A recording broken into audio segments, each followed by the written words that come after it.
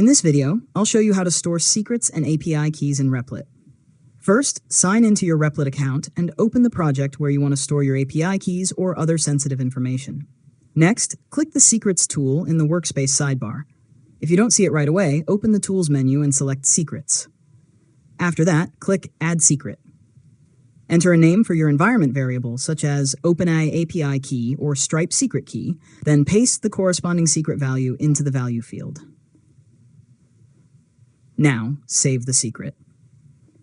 Your application can securely access it through environment variables without exposing the key directly in your source code. This helps keep your credentials private and prevents them from being shared if your project is public.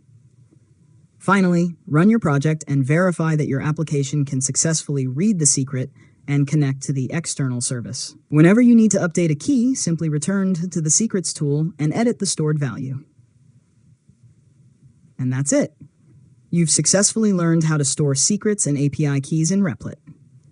If you found this tutorial helpful, make sure to subscribe to Learn Mode Lab for more tutorials.